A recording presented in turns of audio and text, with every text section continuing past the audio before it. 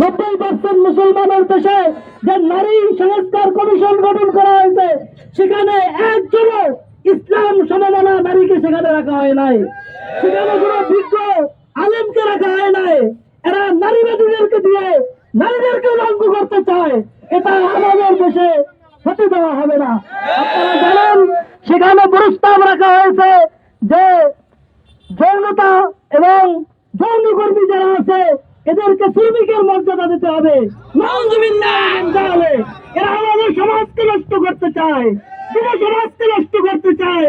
সুতরাং শরীরে এক ফোঁটা রক্ত থাকতে আমরা এটা হতে দিতে পারি না। এক বিবি নিয়েই সন্তুষ্ট থাকো। তো ওখানে সমাধান করে এই নারী কমিশন এটা সুপারিশ করেছে, বলেছে এই বহু বিবাহ এটা থাকতেই পারবে না, এটা কোরআনের মধ্যে বৈষম্য, এটাকে দূর করতে হবে। আপনারা জানেন, কোরআনে নারীদের সর্বোচ্চ মর্যাদা মায়ের পায়ের নিচে সন্তানের বেহেশতের কথা বলা হয়েছে। সেখানে মহিলাদের আসন পুরুষের উপরে বলা হয়েছে।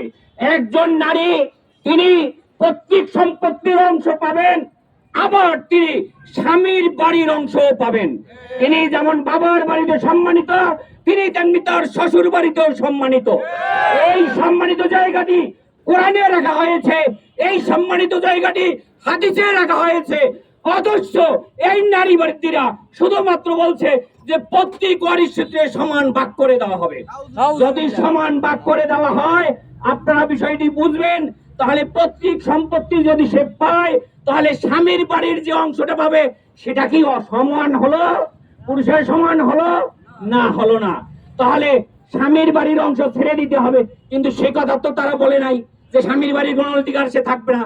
আর স্বামীর বাড়ির যদি কোনো অধিকার না থাকে, যদি তার হাজবেন্ড না থাকে, তাহলে ওই মহিলাকে ওই বাড়ি থেকেও নামাইয়া দিতে পারে, যেমন হিন্দু মহিলাদেরকে দেওয়া হয়।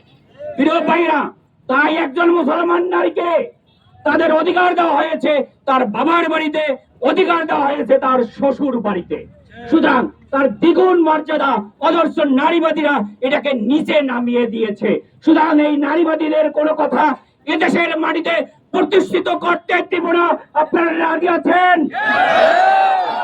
যেখানে পবিত্র কোরআনে নারীদের পতিতাবৃত্তি করা হারাম ঘোষণা করা হয়েছে, সেখানে এই সরকারের নিয়োগকৃত কমিশন, যারা এই সরকারের টাকায় নিয়োগকৃত, সেই কমিশন তারা বলেছে যে এই নারী পতিতারা যৌন কর্মী, তারা এদেশের একজন কর্মী বা কর্মচারী হিসাবে সরকার স্বীকৃতি দিবে। এই প্রতিবাদ, এই যে একজন যৌন কর্মী, এই কাজটি কোরআনে নিষিদ্ধ, এই কাজটি হাদিসে নিষিদ্ধ, এই কাজটি সমাজে নিষিদ্ধ। আপনারা কি চান আপনার মেয়ে, আপনার বউ, আপনার মা এই পতিতাবৃত্তির সাথে থাকুক?